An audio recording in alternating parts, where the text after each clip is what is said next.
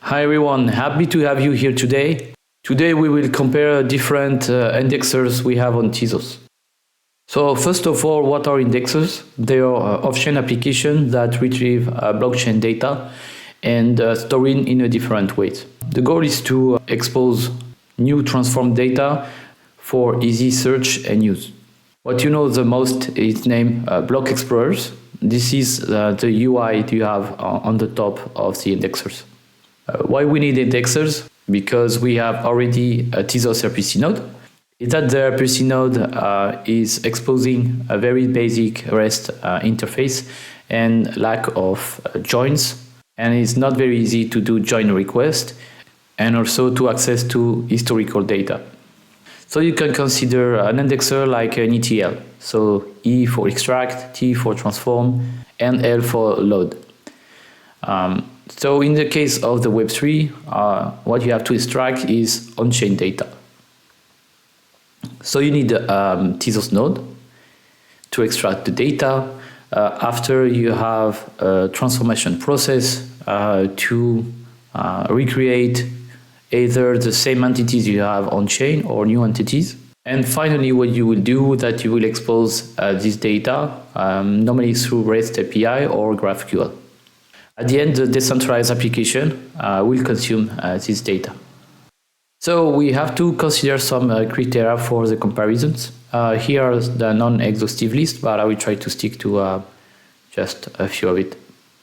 So the first criteria is about having a selective or full model extraction. It means that you are not obliged to extract the full content of the blockchain. For some of the apps, if you want to have custom or just a part of the Tezos model, it is possible. We will try to list how many tables or entities are loaded into the indexer database. We will also compare about the way to expose the data, if it's just an HTTP REST API, it has streaming, or is a GraphQL interface. You will see that all indexers on Tezos are open source, and some have a commercial offer.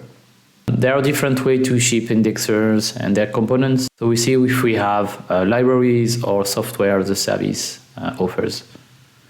And at the end, just look at which language has been used and which kind of language we can use to use these indexers. So for the candidates, we have three different columns. First is the indexer. Second, if there is a commercial offer.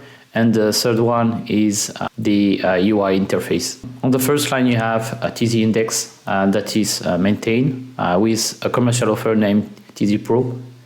And the website that maybe you know already is TZStat. This is TZStat. The second one is TZKT and DTOP. So I will talk about the two because they are two different things here. And you will see that DTOP is not fully an indexer, but more a framework for indexing. The commercial offer for TZKT will be off very soon. So I will give you some prices that I expect to be out soon on the market. And for the online website, you have tzkt.io and Better Call Dev. So TZKT, as you know, is for searching for data on Tezos blockchain for mainnet, ghostnet, etc. And Better Call Dev, that is based on the DTOP framework. On the third line, we have CONSEIL. I will not pass too much time on CONSEIL because it's maintained. I will just give you some information about this indexer.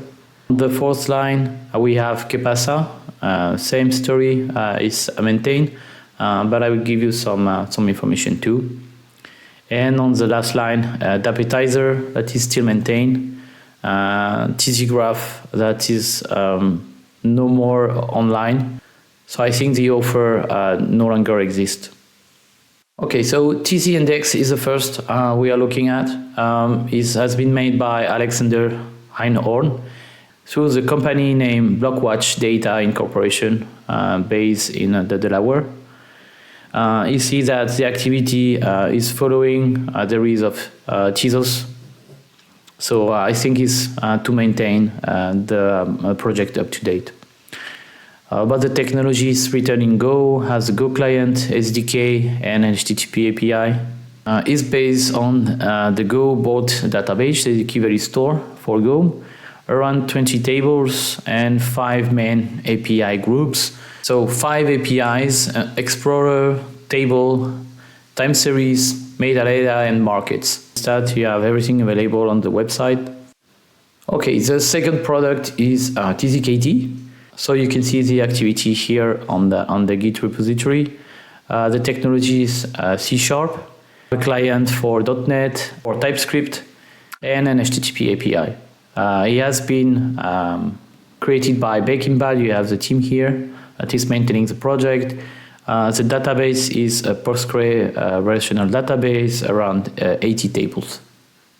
Okay, so let's talk about DTOP now. So DTOP is also made by Baking Bad. It has good activity here, but it's not really an indexer. It's more an ETL based on multi-sources.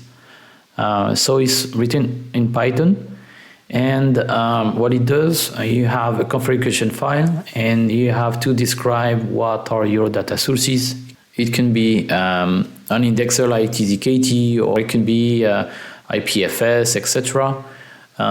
Once you define this configuration file, it creates an handler in Python, where you can define your DB model and how the handler will fill the data of your model in your database. The API is using GraphQL with the use of Asura.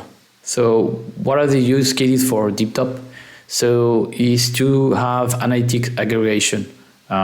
So I think there are some things that are maybe missing in the REST API of TZKT, and you can extend TZKT using DTOP to prepare data for analytics.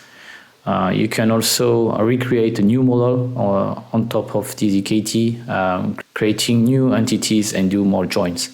Well, after other data pipeline ETL use cases you can just think about. So it's a way to extend the indexer. The technology is using, like I said, Python, and I think it's the reason why they also created Tezos client. Data sources, like I said, another indexer like TZKT, the RPC node, IPFS, or even an EVM node. And the persistent could be on PostgreSQL or SQLite database. Okay, next product, CONSEIL. So there is no activity on the past year. It has been written in Scala by the cryptonomic team in Brooklyn, New York. And they provide a TypeScript client named CONSEIL.js, and their persistent is PostgreSQL. So same story here for QUEPASA, a new activity in the last year. The difference here is QUEPASA is more a selective indexer, a bit like DTOP. So here you refer to a specific contract, and it will parse the storage definition, and then it generates SQL DLL to create the tables in the database.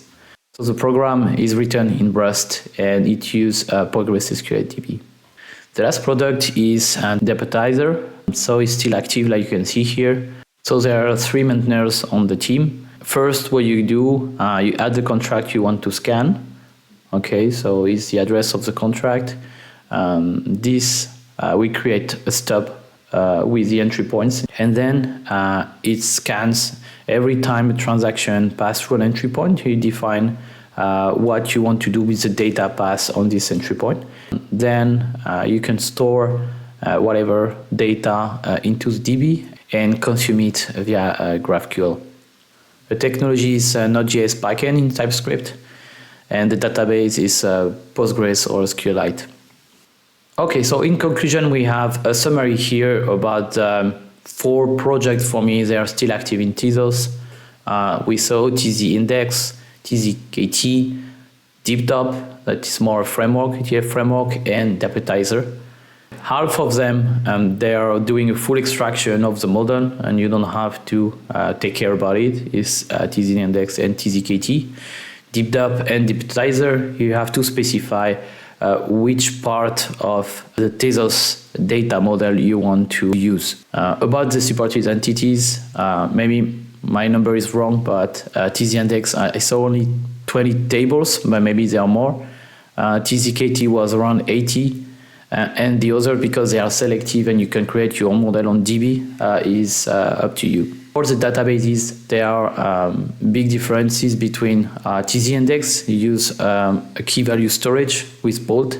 So I would say that maybe TZINDEX wants maybe to put the focus more on analytics and aggregation operation and big data.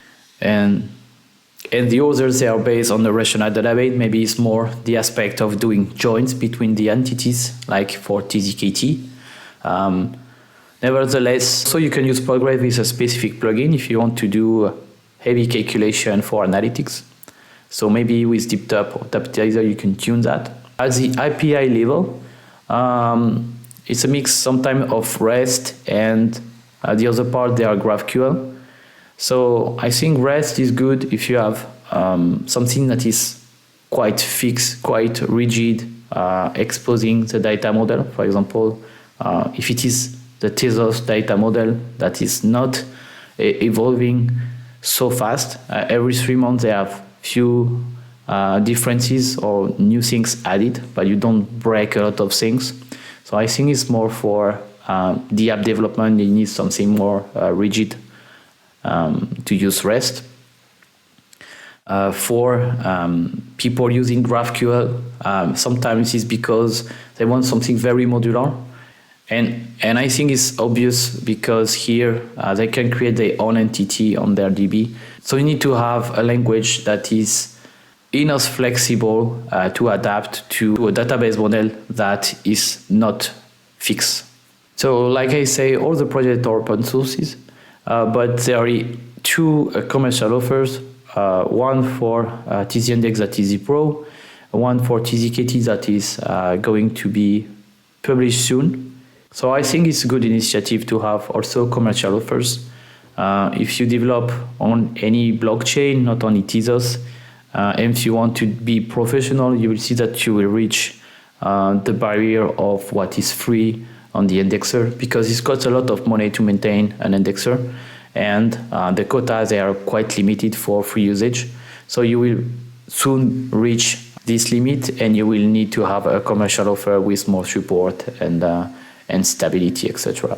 So for the languages, it does not care so much in which language has been written the indexer, really. What we care more for developer side, for example, is list of available clients or agnostic interfaces like HTTP. So with HTTP, you can do whatever. Otherwise, it's true that it's more practical that if the indexer ships a client in a lot of languages, like you can find for web development, the TZKT TypeScript client is quite used. And I haven't used, but the DAPPETIZER, maybe a TypeScript client, is something that can be also used in the client side. Thank you for watching this video. I hope you learned something, and I think it will help you in your choice about choosing the right indexer for you on Tezos. I don't think really we can develop an application without an indexer. So it can be an indexer that you trust and you want to pay to have a good support on it. But all of these indexers have an open source version, so you can deploy your own indexer locally if you don't trust these providers. Have a great day and see you for the next video.